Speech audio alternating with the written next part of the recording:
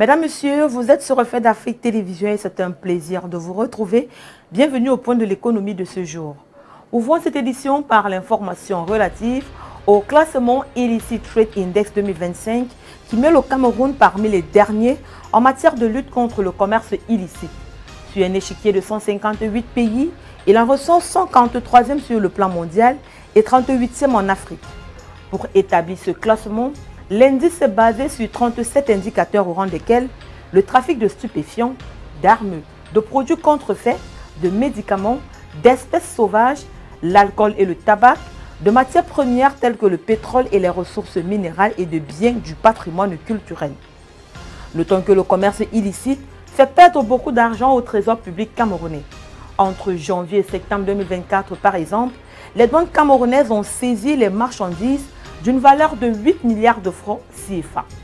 Prouesse à mettre à l'actif de l'opération Alto Commerce illicite Alcomi, initiée sur l'étendue du territoire pour renforcer la sécurité et prévenir le commerce illicite qui entraîne des pertes fiscales dont les estimations sont entre 200 et 250 milliards de francs CFA par an.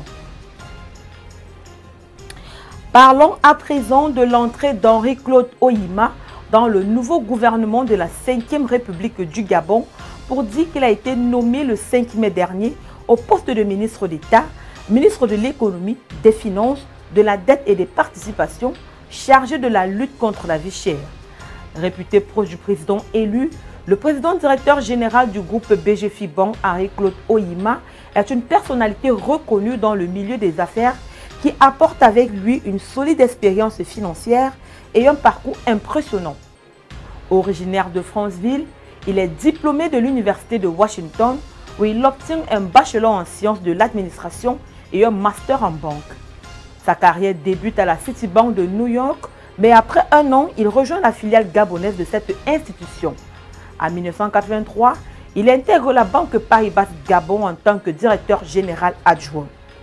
2 ans plus tard, il est promu directeur général, puis administrateur-directeur général en mai 1986.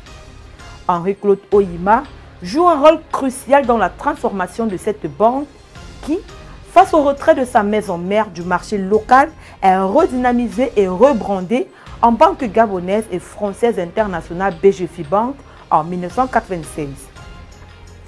Henri-Claude Oyima, jusqu'alors président de la Fédération des entreprises du Gabon et dirigeant du groupe BGFIBank, qui compte aujourd'hui 21 sociétés et 10 marques, pourrait être un atout majeur pour le nouveau gouvernement.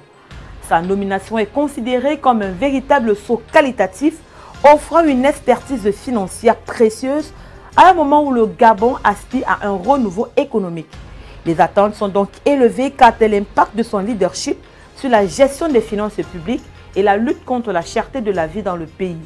Il faut dire que l'atout du nouveau ministre d'État, ministre de l'économie, des finances, de la dette et des participations, chargé de la vie chère, réside d'ailleurs dans le fait qu'il a eu un rôle prépondérant dans l'opération Mouélé visant au reprofilage de la dette gabonaise. Depuis le démarrage de son exploitation en début 2025, le champ pétrolifère et gazier de Sangoma au Sénégal a produit et commercialisé 4 cargaisons de pétrole d'un volume total de 3,8 millions de barils. Il s'agit d'un record depuis le début de la commercialisation de cet hydrocarbure. Les prévisions de production pour l'année 2025 restent inchangées à environ 30,53 millions de barils de pétrole brut. Le mois dernier, selon la note mensuelle du ministère du Pétrole et des Énergies, 2,59 millions de barils ont été commercialisés sur le marché national et international. Le pays a donc continué sur sa lancée de 2024 où la production annuelle de Sangoma s'était élevée à environ 16,9 millions de barils de pétrole brut, dépassant ainsi l'objectif initial de 11,7 millions de barils. Les ventes ont généré environ 950 millions de dollars de revenus, soit 595,5 milliards de francs CFA. La production entamée le 11 juin 2024 présente un potentiel de 100 000 barils par jour avec un potentiel de 60 à 100 millions de pieds cubes de gaz. Parlons à présent du secteur pétrolier nigérian qui est une nouvelle fois secoué par une affaire de mauvaise gouvernance. Depuis 2020, environ 3 milliards de dollars ont été mobilisés pour relancer les raffineries publiques de Port Harcourt, Kaduna et Warri, censées réduire la dépendance du Nigeria aux importations de carburant. Pourtant, les projets accusent des retards chroniques, des hausses de coûts inexpliquées et une exécution jugée opaque. Si certaines unités ont été partiellement remises en service, le fonctionnement reste loin d'atteindre la pleine capacité. Il faut relever que le 3 mai dernier, la presse nigériane révélait que l'Economic and Financial Crime Commission a ouvert une enquête sur la gestion des fonds publics alloués à la réhabilitation des raffineries publiques. Les investigations en cours visent donc à établir d'éventuelles responsabilités dans la gestion des ressources mobilisées. Si aucun haut responsable n'a à ce stade été formellement inculpé, plusieurs anciens dirigeants du secteur pétrolier sont soupçonnés de malversation financière. C'est notamment le cas de Mele Kyari, l'ancien directeur général du groupe de la Nigerian National Petroleum Company Limited, limogé le mois dernier après la dissolution de la direction et du conseil d'administration de l'entreprise publique. Une situation qui freine les espoirs du gouvernement de réduire sa dépendance aux importations de carburant. Dans un pays où le pétrole représente jusqu'à 90% des recettes d'exportation, l'opacité qui entoure ces projets accentue le paradoxe selon lequel le pays serait le premier producteur de pétrole brut du continent. Pourtant, le Nigeria importe encore la majorité de ses produits raffinés.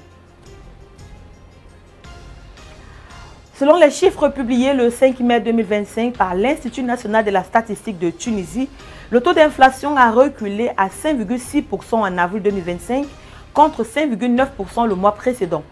Cette tendance en la baisse s'explique notamment par le ralentissement de la hausse des prix des produits alimentaires et des articles d'habillement. En glissement annuel, la viande, les poissons frais, les fruits et les légumes frais sont les produits qui ont le plus pesé sur l'inflation. En revanche, les huiles alimentaires enregistrent une baisse de 20,9%. Cette tendance à la baisse intervient dans un contexte économique tendu. Mesdames, Messieurs, c'est ici que se referme cette édition du Point de l'économie. Merci d'avoir été des nôtres. Les programmes se poursuivent sur Reflet d'Afrique Télévision.